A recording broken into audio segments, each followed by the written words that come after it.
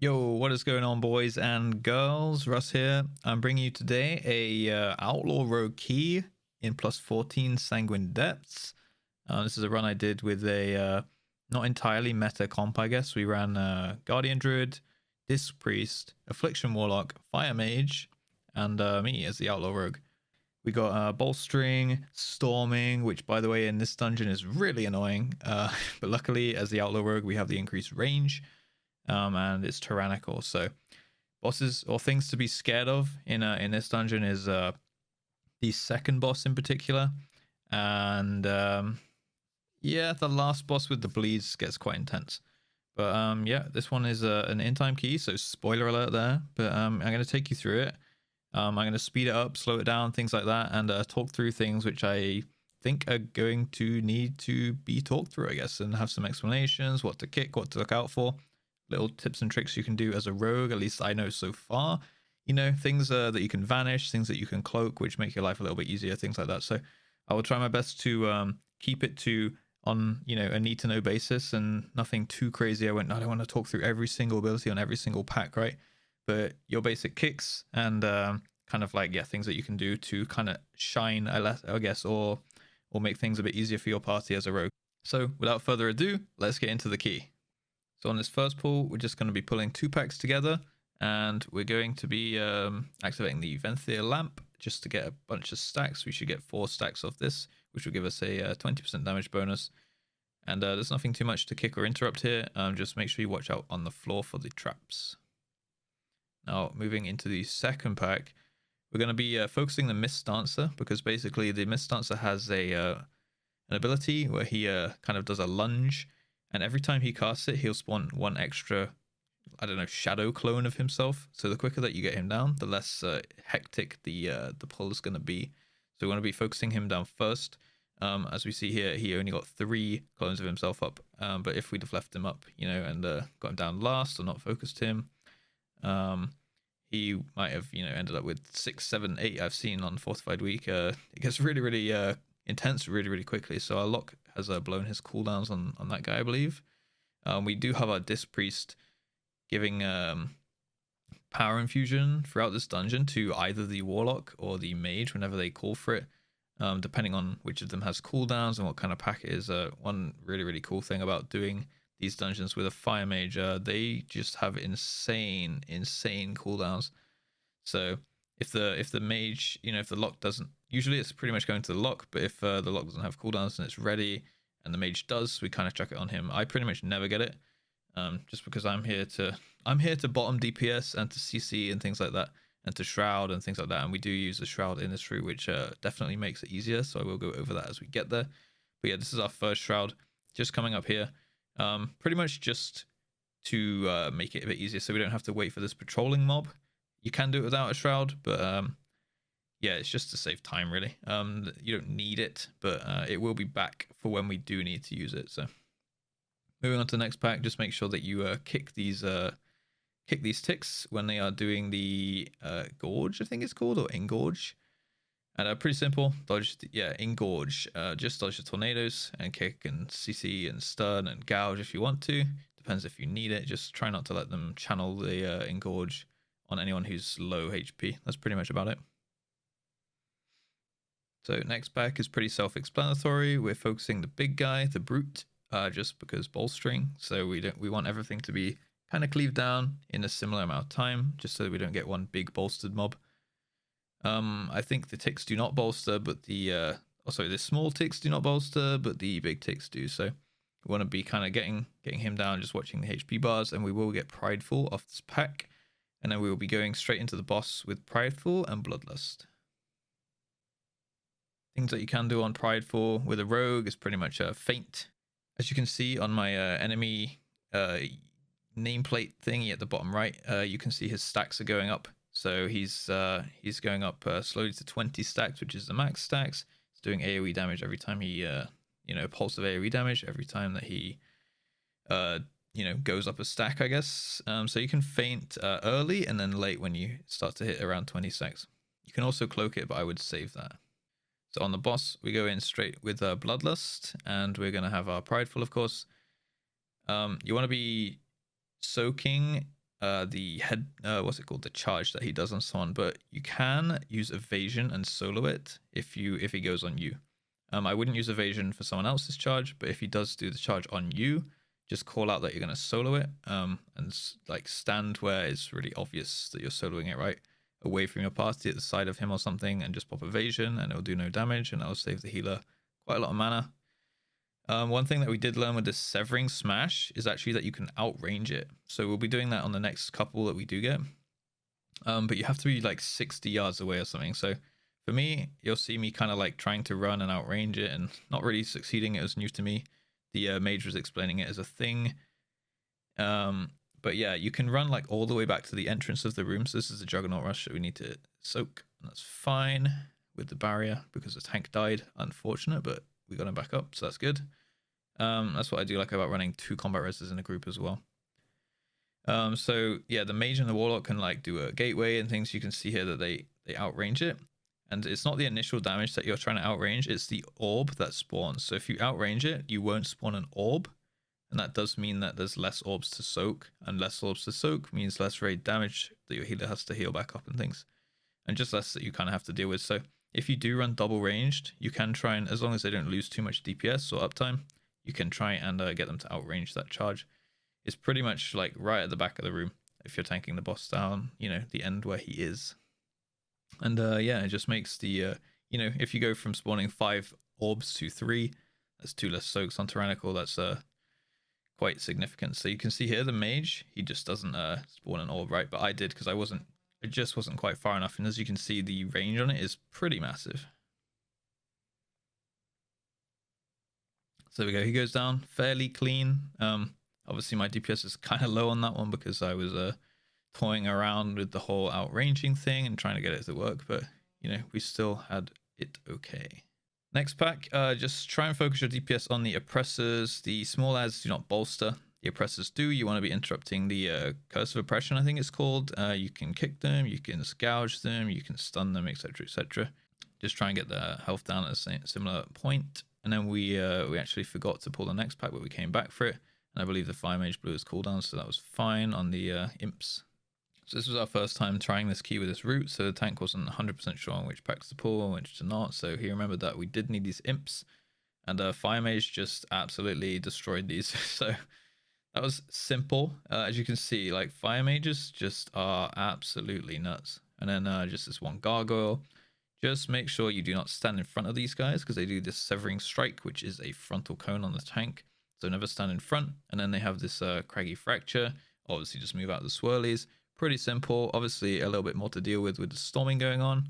And then they have just like one thing you need to interrupt. I'm not even sure on the name of it, but you know, there's nothing else to interrupt. You might as well interrupt it, right? If it's casting something, it's probably meaningful in some way. So any, you know, mitigation, or you can stop the casting enough. No reason not to interrupt it. It's just a solo mob. Now on the next packs, it's just this Overseer. It's 2 oppressors and 1 Overseer. I don't think the Gloom Burst is too much to worry about. So if you are limited on kicks, I would kick the Curse of Oppression on the oppressors and maybe chuck your kidney shots in them, but try and keep your focus on these Overseers. Now he's going to cast these Dread Bindings after a while, and you can outrange these as any other class except well, you can outrange them on any class, but one little trick that you can do, or 2 little tricks that you can do on rogues, is you can vanish once he's done the cast. So he has a charge up and then like a wind down, right? So you want to be letting him charge up, then he'll put the chain on you, then you can vanish and the chain will break. Or you can outrange the chain and it will break. Or you can also cloak the chain. So if your vanish is on cooldown, you can cloak. If your cloak is on cooldown, you can vanish, kind of thing. So as you can see on this second pack, I'm actually saving my vanish. I would usually use it to get an ambush off to proc my count the odds conduit, but I use it to break the chain there, so I don't have to run out, which is an overall DPS gain over just you know, getting a extra potentially, and it's not even 100% right, just getting another possible buff out of my roller bones. So this pack is nothing too crazy. You can pull it out of this door and activate the Venthyr lamp depending on where the patrol is. We do not take the patrolling gargoyle mob. One thing you can do if you see the patrol coming close as a rogue is you can distract it.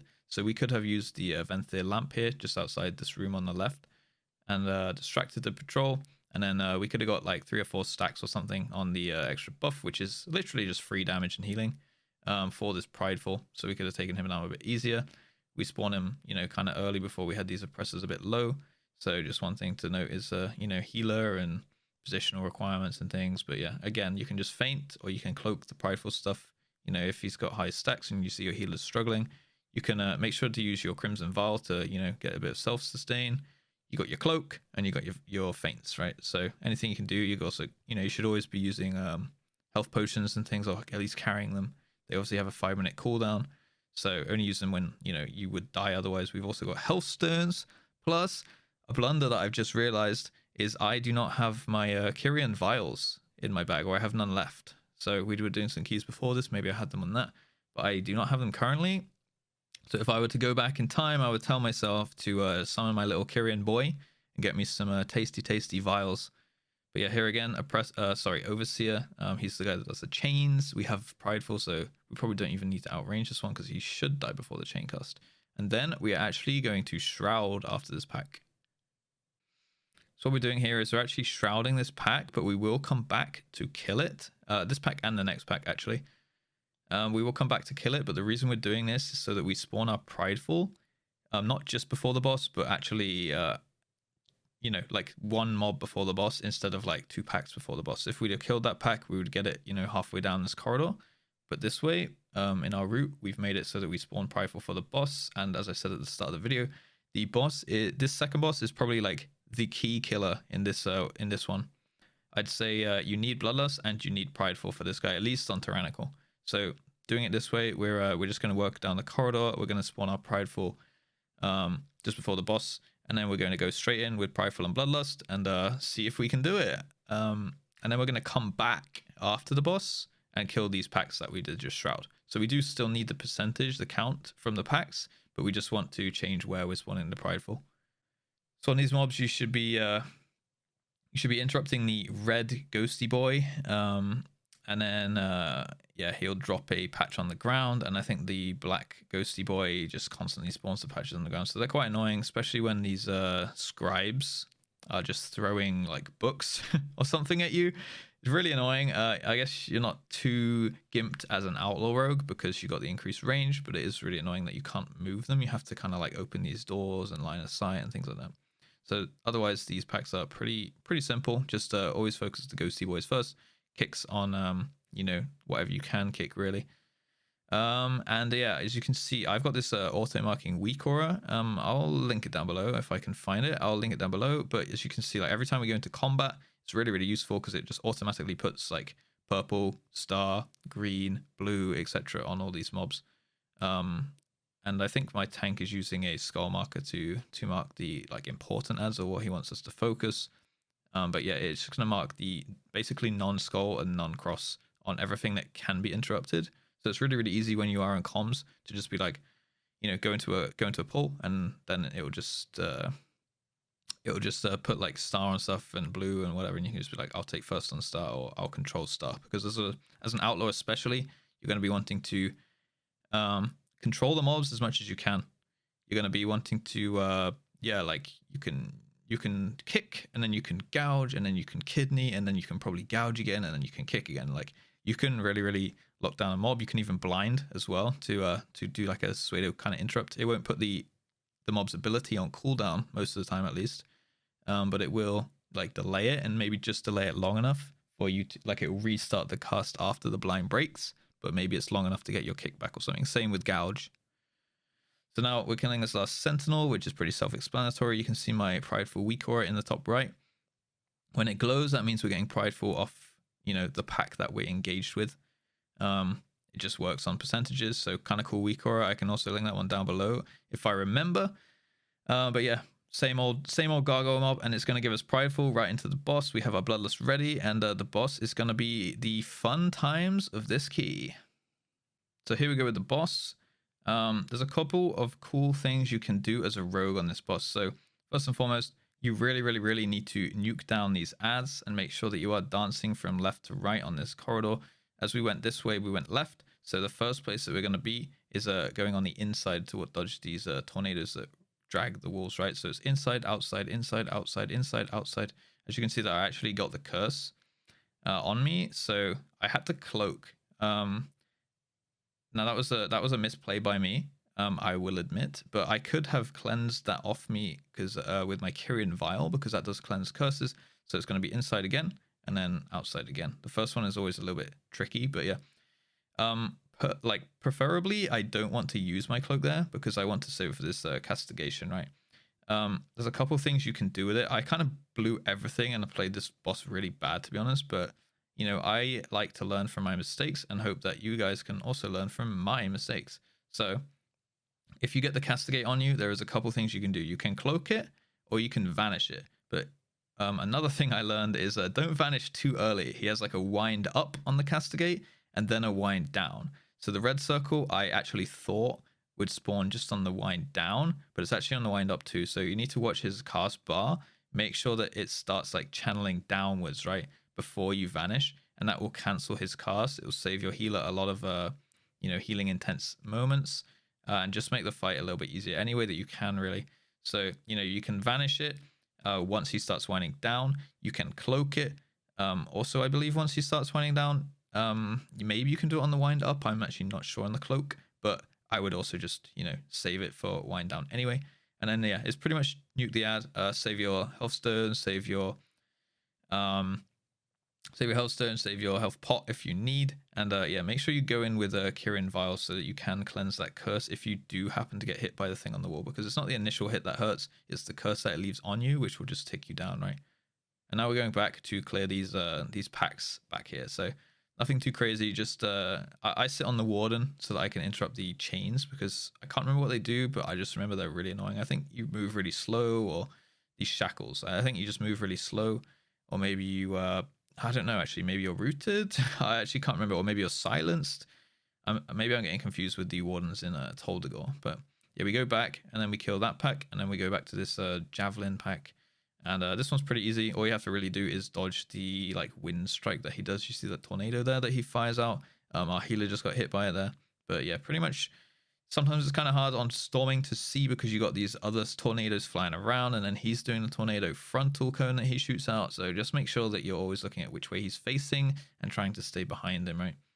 So going down now into the third boss room. Pretty simple trash. We've seen all the mechanics of this trash before. Just try and call your kicks on the oppressors. You know, see my auto markers doing work again.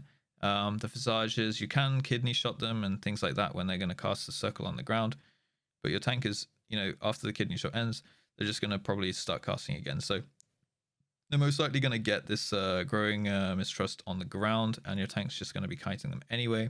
You want to be kicking the curse of oppressions off the oppressors, or if they're stuck in this ground effect, I actually take a tick there just to run in and get the interrupt just so it moves out. Although I probably didn't need too much because we're running double ranged anyway, but you know, any DPS does help. It really does add up in these keys. And the same for the other pack. Pretty simple, just 2 oppressors, it's nothing big. So we actually did this boss without a pride and without a bloodlust. There's nothing too difficult about it. There's just it's just, I guess, quite intense on the healer. You just pick up these 3 blobs when she teleports into the middle, and I thought that it wasn't going to be too much of a problem, but it does do quite a bit of damage even with the 3 blobs. So you just want to pick up 3, and yeah, then just DPS the boss. All you have to really do is pick up 3 orbs and dodge the swirlies while DPSing. It's quite a long fight, but yeah, it gets kind of intense for the healer. He did die at one point. Luckily had a combat res ready for him. But one thing that we did do, which was I guess a small tip that you can do as a rogue, or like a range between your party, is me and the mage took turns in using our immunities, so that we could have more orbs across the group, because basically she spawns 15 orbs, and 15 divided by 5 is 3, so that means 3 for each person in the room. But if one person's going to immunity the blast, that means that, you know, the 15 orbs are then between 4 people, which means that there's 3 people with 4 and 1 person with 3, and that guy could be the tank, I guess. So on, I think it was the 2nd or 3rd explosion, the mage used ice blocks so that we could share the orbs between 4 of us, which meant that the healer had to do, you know, less healing, or it didn't need a cooldown or something. And then on the next one, I cloaked, so that then, you know, that was my immunity, and I didn't get the blast, and those 4 could split the orbs between them. So it's just like one thing that you should probably pre-arrange between your group. Just a cool little bonus of having an immunity as a rogue. But yeah, pretty much just dodge the swirlies, dodge the tornadoes. Obviously, those won't always be there, but dodge the swirlies. Pick up 3 to 4 orbs depending on how your group's doing it. Obviously, you've got the increased range when the swirlies come down with acrobatic strikes, which you should be running. And yeah, pretty much this boss just takes a while, and then you should be good. Yeah, as you can see, this next one right now that we're on is the one that I'm going to cloak. So these guys can split the orbs. Don't cloak too early, though. It's quite a long cast, right, on her big ability. There you go. We're all good. See, it like does a big blast, and it leaves the dot on you. So it's like the initial blast doesn't feel too much. And you can also feint the damage, by the way, from this initial blast. I got hit up there. I thought I might take a swirly, so I did the grappling hook down. But yeah, it's you can feint the blast. So pick up 3 orbs and feint. There's no reason not to feint. It costs, you know, a small amount of energy, and it'll help your healer out. And, you know, as you can see, our healer by the end of this fight had quite low mana. So now the tank's going to pick up the shield of the Naru thing, and he's just going to drink while we pull these back. Again, we've seen all this trash before. There's an oppressor, and the Huntmaster's going to put the traps on the ground and things like that. Just watch out for traps on the ground. Try and interrupt the oppressors, and yeah, it's pretty self-explanatory at that point. And then, as you can see on my weaker row, we're going to have Prideful after this pack. So we're trying to cleave everything down evenly to have Prideful for the next pack. And because we have Prideful on the next pack, that does mean that we can pull all 3 mobs together. And we're just going to pull all 3 mobs together, use our CDs, and well, the mage's using his CDs on this pack, as you can see. But we are going to pull the next 3 mobs together with our Prideful buff. And yeah, the tank is also just going to chuck the Shield of the Naru on the ground to reduce the damage at some point whenever he feels that necessary, because it'll be back up when we do need it in the gauntlet, which happens next. As you can see right now, we are really, really good on time. We have 15 minutes left and only 1 boss to go. Obviously, the gauntlet takes quite a long time, but yeah, we were not too far off the 2 chests, I guess. But 15 minutes, I was saying in comms, like, wow, we have so much time, because I didn't realize quite how much time you do have in this key. So again, on the pack, just do make sure that you are trying to focus the Mist Dancer down. Meanwhile, you're dodging the swirlies on the ground from the gargoyle and the frontal cone from the gargoyle. And if the what's he called? The overseer, he casts the chains, you might want to vanish. As you see, I did there. I vanished that one. I've also got cloak if he gets another cast off. The camera is really, really annoying here, because even if you go vertically upwards, there's like a little lip on the wall that your character can kind of fit under, at least mine can, which does kind of mess with the camera a little bit. So as you can see here, the Mist Dancer is getting more and more clones off, so we really do need to get him down next. And yeah, pretty much we've seen all the trash before. It's just 3 of those annoying mobs all in one pack, which is, you know, a bit to deal with. Now in the gauntlet, it can get quite hectic. Try and CC the small mobs. They do I think target random people, and they do just bolts and stuff, so try and get your kicks on them. I realized that kind of a little bit later, but yeah, these ones they do not bolster, but they do shoot random bolts at people and things. So you want to be just, you know, chucking kidney shots out of them, chucking interrupts out of them, things like that, just so that you don't like kind of get wombo comboed. If they all cast at one time on the same person, it might just instantly kill them, right? And obviously step inside the shield. Step inside the shield when it's the big burst. The boss doesn't get bolstered, I believe, so that's good. Yeah, and just try and keep it up. There is a lamp halfway down. This bit takes a while, to be honest. Just try and, like, because you have to deal with so many dogs, just try and deal with them as best you can. Just use your CCs and try and phase the boss so that you can keep going. Your healer may have to use like in combat drinking potions, you know, the ones that they channel and they get mana back and stuff. Just make sure that if your healer is going that they know that that's like kind of a good option for here. And there is a Venthyr Lantern halfway down, which you can pull stuff into, and it will keep refreshing the stacks. I believe that we just sat at 9 or 10 stacks or something, and we kept pulling stuff into it, and it just kept refreshing our buff. So we just had like a 45% damage buff, which was really huge. And then yeah, we get our Prideful again just before the last boss. Pretty self-explanatory. There's not really many things I can really say on this trash. There's so I'll just skip fast forwarding it each time and things like that. But we do activate the lamp, get the buff, and then the last pack all you really have to do is dodge the gargoyles. And I guess just like CC the duelist, like chuck a kidney shot here and there or something. They don't do too much, but you might as well help your tank out and stuff because it might be an overwhelming pack with the frontal and things. But yeah, this one is just kind of like one of those gauntlets that you just have to just walk through, and it just gets done when it gets done, right? Nothing too crazy to say. So this boss, basically, there's a couple things you could do as a rogue. All you really want to do is make sure you obviously don't cleave people with your Wicked Rush. I used evasion on the first one, so I didn't get the debuff. Probably not the one to use it on, to be honest, in hindsight. Just because your healer's not really behind at that point. So if you get the first part of the dash, you can't dodge it, I don't believe. But if you get the second or third, he kind of dashes and then he dashes and then he dashes, and he doesn't do the little AoE swirly thing around him very quickly. You can actually just walk out.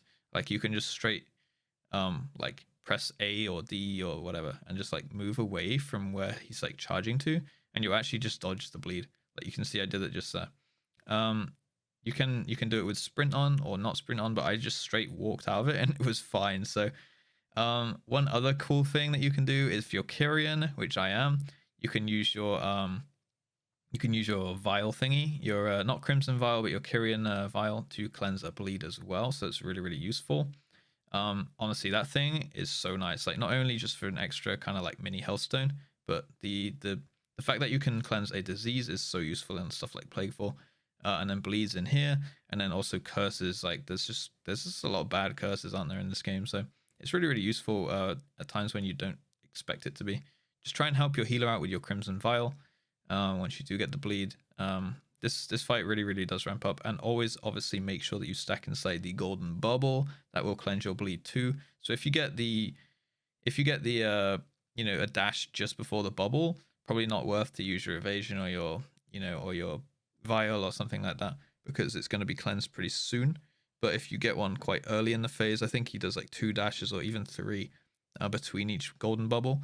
That is when you will probably need to you know, help out your healer or try and cleanse it or dodge it. I mean, you should always try and dodge it, I guess. But yeah, this fight is definitely ramping intensity, and it's quite easy to lose people. So just try and help your best to you know, help your healer. I do have my evasion just coming back up, so the next dash I do get, I'll probably try to use my evasion if I even noticed I had it back, which I apparently didn't. So that's bad of me. Obviously, it's easy to sit here and look at my bars when I'm not playing. I was probably focusing on something else. But yeah, just try and keep track of your evasion. Obviously, you're only going to get 1 vial cast in that fight. And then you got your healthstone, you got your potion, you got your crimson vials. Can all be used to counter it. And of course, just walking out of range. Maybe you can walk out of range with a sprint, even if you have the first one, so just bear that in mind. But yeah, there it is. 14 Sanguine Depths time. That's actually my first 14 key I've done in time. So I thought I'd give it a cheeky upload. Try and help anyone out who's you know, looking to get into keys. I'm obviously not the best player ever. I'm like 1,000, almost 1,100 score or something. It's only week 2 though, so my gear is a little bit on the low side. I'm 203. Most of my party is like 207, 208, 209. So I'm a little bit undergeared, but I shouldn't be really doing. Like, I should be probably the bottom DPS in my group, I think, as a rogue, because I'm doing a bunch of other stuff, but they're by no means weak right now. So, yeah. Unfortunately, Tank got the trinket. He didn't want it, and he couldn't trade it. So, sadly for me, I will have to run another Sanguine Depths to get that trinket. But, yeah. Anyway, guys, I hope you did enjoy. I'll be signing off now. If you liked the video, give it a like. If you want to ask any more questions, do put them in the comment box, or alternatively, head over to my live stream. I guess you've seen the picture in the bottom left corner.